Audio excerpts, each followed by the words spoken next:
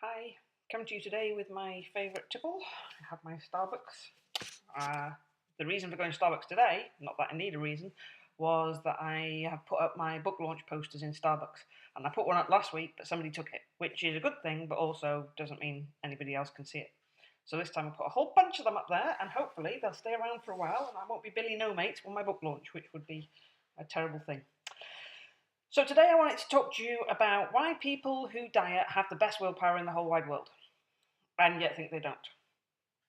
So if you think about, everything I do goes back to the caveman days, right? So you think about the way the world worked in the caveman days, right? Your hunters would go out and they'd catch a woolly mammoth or some such thing.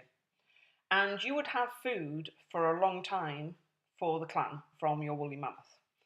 So your mind and body are designed to adapt to give you the best chance of survival. So when you've got plenty of food, what's really important is when you eat something that you take the minimal nutrition from the food and you put the rest in your reserves. You stock up your body basically. Because what you do know is that at some point there is going to be a period of famine.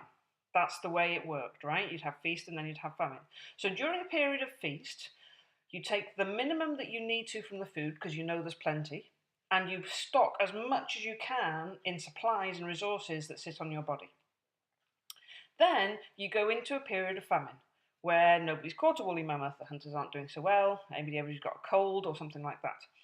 And in a period of famine, what's really important is that you take all the nutrition you can from the food that you eat. Because the last thing you want to do is start digging into the reserves, because the reserves are your best chance of surviving, and you don't know how long a period of famine is going to last. So whenever you do eat something, you take all the nutrition you can from that, and only as a last resource do you actually go into the storage system that you have in your body. Your mind makes the decision based on your environmental factors and your circumstances as to whether you're in a period of feast or a period of famine, and therefore how it should metabolize and deal with the food that you put into your body. It also, if you're entering into a starvation mode, it will shut down your systems to give you the best chance of surviving. So there's the inherent relationship where your mind decides what happens to the food that you put into your body based on what's going on. So now let's fast forward to the modern day and let's talk about diets. Let's think about what happens with a diet. For a period of time, you restrict your intake. What does your brain think this is? This is a period of famine. What do we need to do in a period of famine?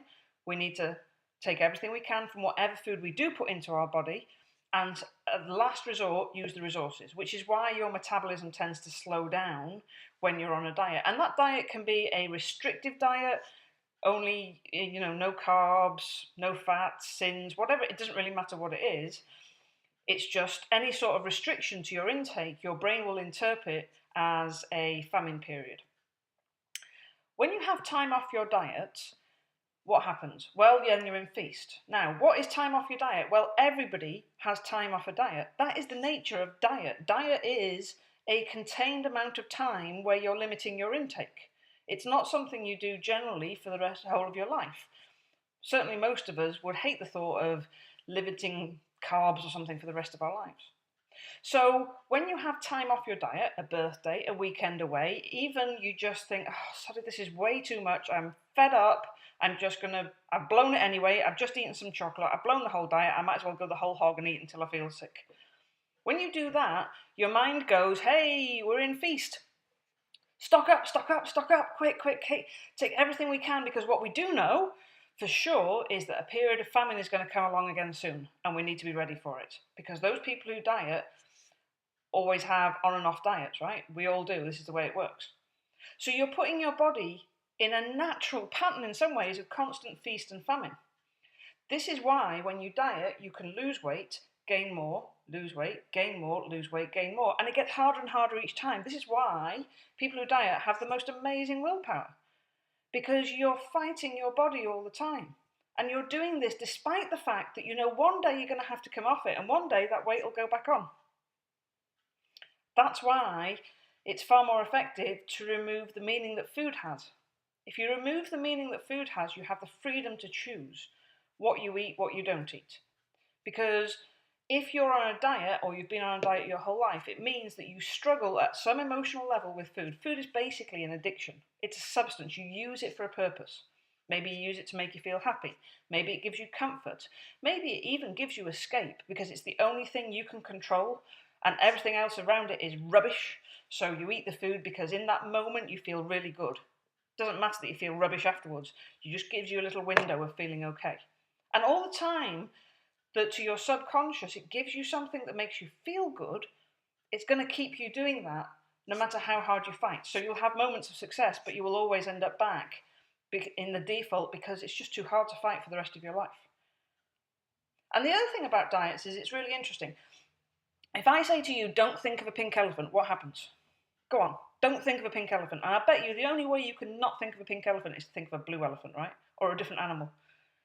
You can't not think of something. So what do we do on a diet? I will not eat chocolate. I'm not going to eat chocolate at all. What's the thought that's in your mind? Not eat chocolate, chocolate, chocolate, chocolate, chocolate, chocolate. So you spend the whole day thinking chocolate, chocolate, chocolate, chocolate. By the end of the day, your willpower has run out. And so what happens is you eat the chocolate. And then you beat yourself up for failing because you said you weren't going to eat chocolate, but you just made yourself think about chocolate the whole day. Of course you're going to eat it in the end.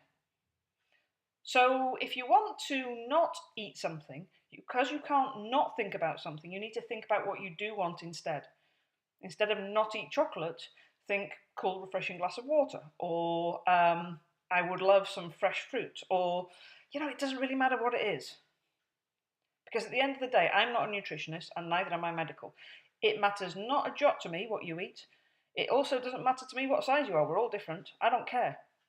All I care about is that you have the freedom to make your own choices.